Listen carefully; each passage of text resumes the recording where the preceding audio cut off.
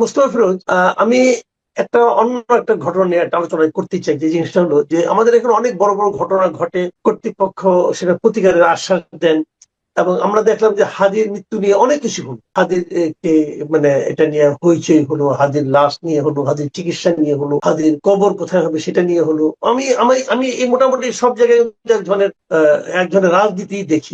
হাদির জানা যায় কত লোক হলো সেটা নিয়ে আলোচনা হলো, এগুলো হলো। কিন্তু মূল কথাটা হলো হাদিকে যে খুন করেছে তাকে গ্রেফতার করা গেল কিনা, তাকে ধরা গেল কিনা, অথবা তার এই খুনের পেছনে আর কে কে আছে সেটা উদ্ধার করা গেল কিনা। যদি সেটা উদ্ধার করা না যায়, তাহলে হাদিকে নিয়ে আমরা দৃশ্যমান যা কিছুই করি না কেন, এই সবই কি অর্থহীন হয়ে যাবে না? তো আপনি কতটুকু আশাবাদী যে হাদির খুনের ব্যাপার রহস্যটা উন্মোচনে সরকার করতে পারবে কি পারবে না, অথবা করতে চাইবে কি চাইবে না? আপনার কি মনে হয়? আমি একেবারে হাল ছেড়ে দিচ্ছি না, আশাবাদী।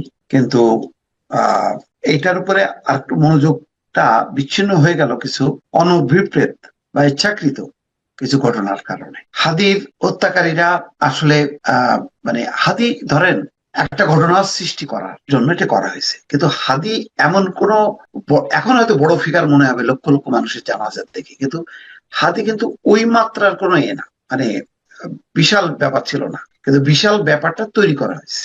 এখন মনোযোগটা দেওয়া হয়েছে, সবাই উদ্বিগ্ন ছিল এবং সেই দিকেই নজরটাই থাকা দরকার ছিল। কিন্তু মাঝখানে সরকারকেও জন্য রিলিফ দেওয়া হলো অন্য একটা ঘটনা ঘটাতে, ওই দিক নিয়ে সরকার ব্যস্ত হয়ে গেল, আমরা সবাই ব্যস্ত হয়ে গেলাম। বিষয়টা হয়ে গেল এখন ওই যে দানবীয় তাণ্ডব, ওই দীপুচন্দ্র দাসকে ঘিরে এখন ভারতের উত্তেজনা। ভারতের আসামে 50টা জায়গায় আজকে বিক্ষোভ হয়েছে। শিলিগুড়িতে বিক্ষোভকারীরা বাংলাদেশের ভিসা সেন্টার ভাঙচুর করে তারাই বন্ধ করে দিচ্ছে, পরে বাংলাদেশ কর্তৃপক্ষ ঘোষণা করছে। দিল্লিতেও তাই। তার মানে পুরো বিষয়টা এখন আর হাদি না, অন্যদিকে চলে গেছে। চিন্তা করেন, মানে দেশের উত্তেজনা, দেশের রাজনৈতিক মেরুকরণও ঘটলো, অন্যদিকে ভারতের দিক থেকে একটা প্রচন্ড একটা চাপ তৈরি হলো। আমাদের হাজার হাজার শিক্ষার্থী, তারপরে মেডিকেল চিকিৎসা প্রার্থী, তারপরে যারা ব্যবসা বাণিজ্যের জন্য দিল্লিতে সব ইউরোপের ভিসা কেন্দ্রগুলো আছে, সেখানে অ্যাপয়েন্টমেন্ট নিতে হয়, সেখানে ইন্টারভিউ দিতে হয়, সব কিন্তু অনিশ্চিত হয়ে গেল। ভারতের লোকদেরকে বাংলাদেশে না আসলেও চলবে, কিন্তু আমাদের তো যাইতে হয় কয়েকটা কারণে। একটা শিক্ষা, একটা হলো মেডিকেল, আর একটা হলো ব্যবসা বাণিজ্য, আর একটা হলো বিদেশ গমন। তো অনেকগুলো কারণে ভারতের উপর নির্ভরশীল। সেই জায়গাটা মানে তছনছ হয়ে গেল। হাদির মানে খুনিরা কোথায়, সেই প্রশ্ন হচ্ছে। বড় কথা হলো যে বাংলাদেশের ভিতরে যে দানবীয় তাণ্ডব হয়ে গেল, এখন ওই তাণ্ডব নিয়ে রাজনৈতিক মেরুকরণ, বিভক্তি, এক পক্ষ আর এক পক্ষকে দোষারোপ করছে। দুঃখজনক যে হাদির মৃত্যুকে ঘিরে যে ধরনের একটা মানে চাপের মুখে পড়ছিল সরকারের মনে হচ্ছে যেন এখন ওই চাপটা মানে কমে গিয়ে তারা এখন আইন শৃঙ্খলা পরিস্থিতি নিয়ন্ত্রণ করা এইসবের দিকে চলে গেছে। গানম্যান দিয়ে রাজনীতিকদের খুশি করতেছে। কত গানম্যান দিবে, কত মানে অস্ত্র দেবে, আর কত মানে লোক আছে, আমি তো বুঝতে পারতেছি না। এবং এটা তো আরেকটা এই যে প্রার্থীদেরকে গানম্যান দেওয়াটা, প্রার্থীরা চাইলে গানম্যান পাবে, প্রার্থীরা চাইলে অস্ত্রের লাইসেন্স পাবে, এরকম তো আমার কখনো মনে নাই যে আমি কখনো দেখেছি এই ধরনের ঘটনা। এটা যে হবে, এটা যদি হয় তাহলে কি আইন শৃঙ্খলা পরিস্থিতি ভালো হবে না আরো খারাপ হবে? আরো খারাপ হবে, কারণ 2 থেকে 3 হাজার প্রার্থী হবে মিনিমাম, প্রত্যেকেই মানে চাপ দিয়ে গানম্যান নেবে, এবং ওই গানম্যান সহ অস্ত্র, এইটা জনগণের জন্য একটা হুমকি হবে। কারণ এই অস্ত্রগুলি শুধু নিজের নিরাপত্তা না, অন্যের নিরাপত্তা বিঘ্নিত হবার জন্য ব্যবহৃত হবে, সেটা বাণিজ্যিক কারণে। এবং এটা হচ্ছে আর এক ধরনের মাস্তান এবং দানব তৈরির একটা মানে সিস্টেমের মধ্যে ঢুকাই দিল।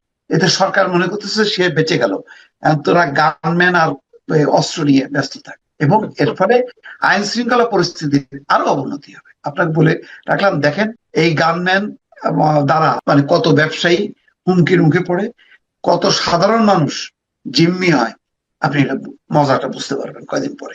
না, আপনি একটা জিনিস ইমাজিন করেন, আমি ভাবছিলাম, আমি ভিজুয়ালাইজ করার চেষ্টা করছিলাম যে একজন প্রার্থী, তার হাতে একটা অস্ত্র আছে, সে আরেক হাতে লিফলেট নিয়ে যাচ্ছে গ্রামের এক ভদ্র মহিলা, গ্রামের এক নিতান্ত গরিব এক মানুষের কাছে যাচ্ছে, ভাই ভোটটা দিও। সে তো অস্ত্র দেখে ভিমরি খাবে যে এটা কি করে ভাই, এটা তো সে তো অস্ত্র দেখেই নেই, এটা দিলে কি? এখন দেখেন যারা সাধারণভাবে রাজনীতি করত। ধরেন নুরুল হক নূর, জোনায়েদ সাকি বা এই এরা সাধারণের সাথে মিশে যারা রাজনীতি করছে না। এনসিপি দেখলাম 7-8 জন দিছে। এখন এদের পাশে যখন গানম্যান দেখবে, পাবলিক তো আর ওই যারাকে দেখবে না, নাহিদকে দেখবে না, তখন দেখবে যে বাবা পাশে অস্ত্র, এটা কত বড়, এটা ছোট অস্ত্র দিল নাকি বড় অস্ত্র দিল, এটা কি আমারে কি মানে কাছ থেকে মারলে নাকি দূর থেকে মারতে পারবে, ওই মানুষের মাথায় আসবে ওইটা।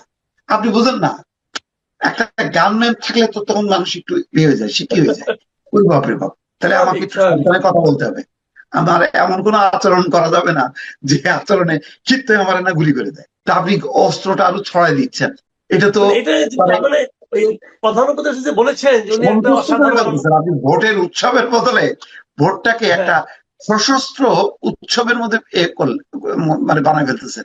এটা মনে হচ্ছে যেন গাঁজা দেন, গাঁজা দেখবেন যে কাঁধে নিয়ে ওই গাজার সৈনিকরা ঘুরে বেড়াচ্ছে, হামাসের এরা ওই মাঠে ঘাটে এর মধ্যে ঘুরে বেড়াচ্ছে। এখন ওই রকম ঘুরে বেড়াবে, মনে করেন এই নির্বাচন উপলক্ষে 2-3 হাজার এ দেন, অসুবিধা নেই, চলুক। তাহলে এই প্রধান উপদেষ্টা যে খুব বড় মুখ করে বলেছিলেন ইতিহাসের শ্রেষ্ঠ নির্বাচন তিনি উপহার দিবেন, সেটা নিয়ে আপনি এখন কতটুকু আশাবাদী? ইতিহাসের শ্রেষ্ঠ সশস্ত্র নির্বাচন উপহার দেবে, এছাড়া আর কি বলবো। আচ্ছা, এই নির্বাচন যত ঘনিয়ে আসছে তত আমি দুটো জিনিস লক্ষ্য করছি আমাদের রাজনৈতিক অঙ্গনে। একটা হলো বিএনপি যেন মানে এই যে বলে না যে গাছে কাঁঠাল গোফের তেল, এরকম তেল দেওয়ার একটা প্রক্রিয়া দেখছে ওদের এনাদের মধ্যে, অনেকে কর্মীদের মধ্যে, যে তারা নির্বাচিত হয়েই গেছে অমুক তমুক। আর আমি পাশাপাশি জামাতে ইসলামকেও কিন্তু অনেক অতি আত্মবিশ্বাসী বলে আমার কাছে মনে হচ্ছে। আমি যাদের সঙ্গে দুইজনের সঙ্গে কথা বলেছি, তাদের বডি ল্যাঙ্গুয়েজ, কথাবার্তা, তারা খালি বারবার ওই কথাটাই বলছে। মনে হচ্ছে তারা জিতবে, কিন্তু ইলেকশনটা দিয়ে দেখুক, মানে তাদের মধ্যে যেন ওই 91 কাহিনী আপনি নিশ্চয়ই মনে আছে, যেটা হয়েছিল যে আওয়ামী লীগ ক্ষমতায় চলেই গেছে, কে কোন মন্ত্রিত্ব নিবে সে আলোচনা হয়ে যাচ্ছে, দেখা গেল শেষ মুহূর্তে বিএনপি জিতে গেল। জামাত কি ওই ধরনের কিছু একটা ঘটনার কথা ভাবছে? আপনি কি মনে করেন জামাতের এই ভাবনার মধ্যে কিছু মাত্র বাস্তবতা আছে? বাস্তবতা তো একটাই, ধরেন জামাতের তো এরকম সেকেন্ড পজিশনে এসে ফাইট করবে এরকম তো কোনোদিন ছিল না। জামাত ছিল বিএনপির শক্তি বৃদ্ধি করে আওয়ামী লীগকে কোণঠাসা করে যতটা বিএনপির কাছ থেকে সুবিধাটা নেওয়া যায়, এই অবস্থা ছিল। যেমন অনেকটা জাতীয় পার্টির যেই এটা ছিল, জামাতের অবস্থাটা সেরকম ছিল। সেখানে আওয়ামী লীগের অনুপস্থিতিতে তারা এখন প্রধান রাজনৈতিক শক্তি হয়ে গেছে। শক্তি হওয়ার পর আপনি দেখেন তাদের এই ছোট ছোট ডাকসু রাকসু এগুলি দিয়ে যেভাবে তারা ব্যবহার করতেছে, যে ধরনের আস্ফালন হইতেছে, আপনার শিক্ষা ক্ষেত্রে এখন এ নেই, এখন হচ্ছে প্রথম আলোর সায়না, তারপরে ওই মির্জা আব্বাসের এগেনস্টে সাদিক কায়েম দাঁড়াবে, এখন ওই দিকে তাদের নজরটা চলে আসছে। তার মানে তারা ক্ষমতা একটা স্বাদ অনুভব করতেছে, মনে করতেছে যে বিএনপি তো অগোছালো দল, যেহেতু তারেক রহমান নাই, স্থানীয় নেতৃত্ব নানাভাবে বিভক্ত, বেগম খালেদা জিয়া অসুস্থ, এই সুযোগে তারা এমন কিছু কর্মকাণ্ড মধ্যে যুক্ত হয়ে গেছে, এই লাগাতার মব এবং লাস্ট হাদির মৃত্যুকে কেন্দ্র করে তারা একটা শক্তি দেখালো, যে শক্তিতে তারা বোঝাচ্ছে যে একটা হাদির ইনসাফ রাষ্ট্র কায়েম করা, সেটার জন্য তো হাদি নাই, এখন আমরা আছি। হ্যাঁ, হাদির বদলে আমরা মানে সেই কাজটা করব, এই একটা ক্যাশ করার তাদের। আমি আমার কাছে জানাজা দেখেন, আপনি বলেন যে বৃহত্তম জানাজা, জিয়াউর রহমানের জানাজার কথা চিন্তা করেন, তখন মানুষ শোকে মোহমান, আবেগ সেই ভরা একটা সমাবেশ ছিল। আর এখানে মনে হচ্ছে যেন একটা সমাবেশে আসতেছে মিছিল করতে করতে। এই জানাজাটা হওয়া মাত্রই বোধহয় কোন রকম, জানাজাটা মূল উদ্দেশ্য না, মূল উদ্দেশ্যটা হলো বিশাল গ্যাদারিং হয়েছে, এই গ্যাদারিং দিয়ে ক্ষমতা দখল করে ফেলবে। তার জন্য একটা গ্রুপ দৌড়ে চলে গেল হচ্ছে পার্লামেন্টে। বুঝতে পারছেন যে আজকেই পার্লামেন্টের অধিবেশন ডেকে নিয়ে একটা সরকার গঠন করে দেবে, এরকম একটা ভাবসাব। কারণ এই শক্তিটা গত 1 বছর ইউনূস সরকারের দুর্বলতা অথবা আশ্রয় প্রশ্রয় এরা পুষ্ট হয়েছে। আর আওয়ামী ফেসিবাদী বলে আলটিমেটলি বিএনপি কে কোণঠাসা করছে। কারণ তারা বিএনপি যেহেতু একটা গণতন্ত্রে বিশ্বাস করে, যেহেতু তারা বলবে না, এখন ধরেন প্রথম আলো, ডেইলি স্টার ভারতীয় আধিপত্যবাদের হচ্ছে আস্তানা, সেটা কে বলতেছে? জামাত বলতেছে, উগ্রপন্থীরা বলতেছে, বিএনপি এটা বলতেছে না। বিএনপি যখন বলতেছে না তখন বলে দিচ্ছে ওই যে দেখো না, ওই যে ওই বিএনপি হচ্ছে ওই ভারতীয় আধিপত্যবাদের হচ্ছে সহযোগী, লেজুর তারা। তার মানে কিভাবে বিএনপি মতন দলকে, একটা গণতান্ত্রিক দলকে তারাও একটা বেকায়দায় ফেলে একটা উগ্রপন্থা দিয়ে তারা সংগঠিত করতেছে রাজনীতি। এবং এটা করতে করতে কিন্তু 1 বছরে চর্চার মধ্যে দিয়ে তারা অনেক দূর আগে গেছে। বিএনপির সবচেয়ে ভুলটা হয়েছে, তারা ডে ওয়ান থেকে ভুল করছে। যখনই মানে পট পরিবর্তন হয়েছে, প্রথম আলোচনা সরকার গঠন এবং নির্বাচনের তারিখ ঘোষণা, একসাথে এটা হওয়া দরকার ছিল। কিন্তু দেখেন, সামরিক শাসকরাও ক্ষমতা দখল করে তারা বোঝে যে এই ক্ষমতা তো আমার মানে খুব বেশি জুৎসই হবে না, নির্বাচনের তারিখ দেয় যে 3 মাস সবসময় বলে আমরা দ্রুত নির্বাচন দিব, 3 দ্রুত মাসের মধ্যে নির্বাচনের কথা নির্বাচন বলে। দিব, হ্যাঁ বলে। আর ইউনূস সাহেবকে দিয়ে এই দ্রুত নির্বাচনের কথাটাই পর্যন্ত আদায় করতে পারলো না। বড় ধরনের রাজনৈতিক একটা ফাঁদের মধ্যে পড়ে গেল। পরে যখন নাকি তারা বুঝলো, তখন এরা আবার সম্মিলিত হয়ে বললো, ও আচ্ছা, নির্বাচন চাই তো আসলে ক্ষমতায় আসার জন্য। এরা ক্ষমতা লোভী, এরা বিচার চায় না, এরা সংস্কার চায় না। চিন্তা করেন, 15 বছর ধরে বিএনপির যে পরিমাণ নেতা কর্মী আহত হইলো, নিহত হইলো, ওই বিচার করতেই তো বিএনপির 15-20 বছর লাগবে। আপনি জুলাই অভ্যুত্থানটা বাদ দেন, তাদের নিজেদের কর্মীরা যে পরিমাণ হতাহত হয়েছে 15 বছর, ওই বিচারটা স্টার্ট করলে শেষ হবে কবে? অথচ তারা নাকি বিচার চায় না, এইভাবে চিহ্নিত করলো। আর বিএনপির মধ্যেও কেন জানি একটা শক্তিশালী ভয়েসটা তারা রিচ করতে পারলো না। এটা অদ্ভুত ব্যাপার। আমরা মনে করতাম, আমি তারা বলে গেল আচ্ছা ঠিক আছে ডিসেম্বরে দিয়ে, আমার ডিসেম্বরও আচ্ছা ঠিক আছে ফেব্রুয়ারিতে দিয়ে। এই সুযোগটা নিয়ে নিল উগ্রপন্থীরা, মাঠ দখল করে ফেলল। জি, আমরা এখানে কিন্তু বিএনপি রাজনীতির আমার কাছে মনে হয়েছে তাদের মধ্যে একটা গা ছাড়া ভাব অথবা একটা হতবিহ্বল ভাব ছিল। তারা বুঝতে পারছে না কি রেখে কি করবে। এবং আমি নিজে বহুবার বলেছি এবং দেখেছি, নিশ্চয় আপনিও খেয়াল করেছেন, তাদের যে শীর্ষ নেতা তারেক রহমানের মধ্যে কিন্তু এক ধরনের রাজনৈতিক, আমি মনে করি যে এক ধরনের ম্যাচুরিটি আমরা দেখতে পেয়েছি। কিন্তু সেই ম্যাচুরিটির ছিটে ফোটা, তার প্রভাব আপনাকে দেশে থাকা তাদের কেন্দ্রীয় নেতৃবৃন্দের মধ্যে দেখতে পাচ্ছেন। আমি একটা এই কথাটা বললাম এ কারণে যে আমার কাছে মাঝখানে ওনারা তারেক রহমানের ফেরা উপলক্ষে সাংবাদিক এবং বিভিন্ন সম্পাদক সাংবাদিকের সঙ্গে একটা মত বিনিময় করেছিলেন। এর মধ্যে সেখানে আমি গিয়েছিলাম ফিজিক্যালি।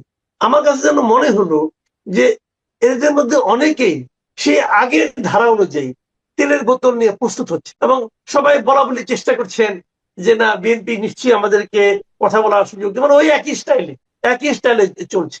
মানে তারা ডেকেছে এবং এক পর্যায়ে সালাউদ্দিন আহমেদ সে বলেই ফেললেন যে আমরা তো আপনাদেরকে আহ্বান করেছি সমালোচনার জন্য, আপনারা আমাদের সমালোচনা করেন, আমাদের ভুলগুলি ধরাই দেন, কিন্তু সবাই স্তুতি করে দেখলাম, অনেক সিনিয়র সাংবাদিকদেরকে এটাই দেখলাম। তো আমার প্রশ্ন হলো, একটা মানুষ কিন্তু একভাবে থাকে, কিন্তু এই যে স্থাপক যারা, চাটুকার যারা, তারাই কিন্তু ওই লোকটাকে মহামানব বানিয়ে দেয়, তাকে স্বৈরাচারী বানিয়ে দেয়।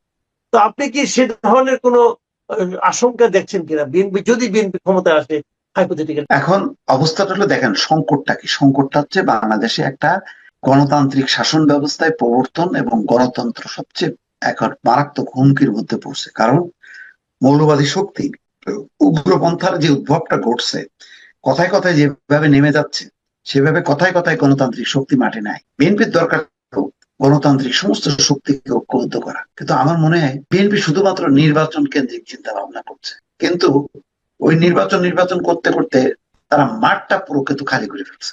এই জায়গাটা একটা মানে বড় ধরনের একটা ধাক্কা খাইছে।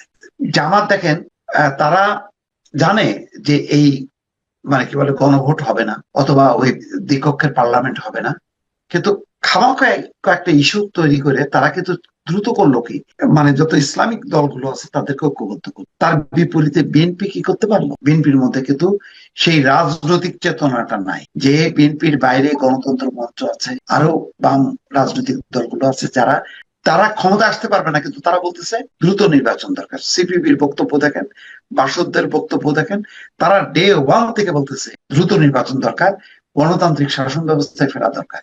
গণতান্ত্রিক শাসন ব্যবস্থা না ফিরলে যেটা হবে, এই এনার্কি মানে বাড়তে থাকবে, নৈরাজ্য বাড়বে, জনগণের নিরাপত্তাহীনতা তৈরি হবে, এবং এই সুযোগটা নেবে হচ্ছে উগ্রপন্থী মৌলবাদীরা। ঘটনাটা কিন্তু এখন সেই দিকেই চলে গেছে। বিএনপির এই রাজনৈতিক ম্যাচুরিটিটা মানে খুবই অভাব, যে তারা গণতন্ত্রের পক্ষে গণতান্ত্রিক শক্তিকে ঐক্যবদ্ধ করতে পারলো না।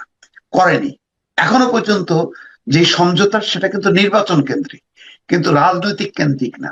রাজনীতি যদি আপনার না থাকে তাহলে কিন্তু আপনার নির্বাচন থাকবে না। নির্বাচন দিয়ে রাজনীতি নিয়ন্ত্রণ হয় না, নির্বাচন নিয়ন্ত্রিত হয় রাজনীতি দ্বারা।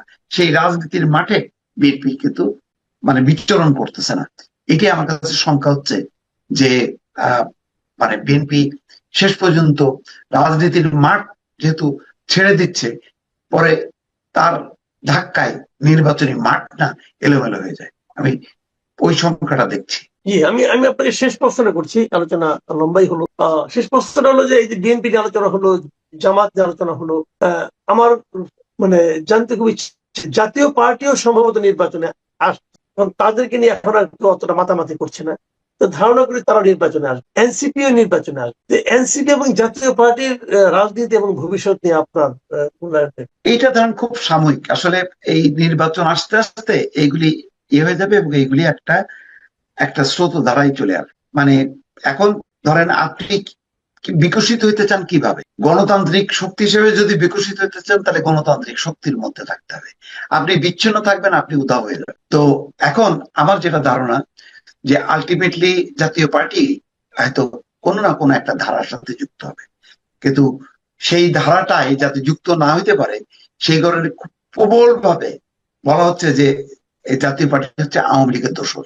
তার মানে ওই শক্তিগুলোকে নিঃশেষ করতে চায় কোন কোন শক্তি। তো এর মধ্যে আমি দেখলাম একটা রূপান্তর দেখতেছি এনসিপির মধ্যে। তারা বুঝতে পারতেছে যে তাদেরকে যেভাবে ভারত বিরোধী এবং মানে ট্যাগ দিয়ে যেভাবে ঠেলে দেওয়া হচ্ছে মানে মৌলবাদী ধর্মীয় রাজনীতির দিক থেকে, তারা সেটা ঘুরে দাঁড়াচ্ছে। তা আমার ধারণা যে ভবিষ্যতে আমার মনে হয় বৃহত্তর গণতান্ত্রিক শক্তির ঐক্য অনিবার্য, এবং এটাও হয়তো এক সময় দেখা যাবে শেখ হাসিনার আওয়ামী লীগ না হলেও অন্য কোনো আওয়ামী লীগ এসে এই গণতান্ত্রিক শক্তির সাথে তারা মিশে যাবে এবং সামগ্রিকভাবে তারা এই উগ্রপন্থার বিরুদ্ধে তাদেরকে লড়তে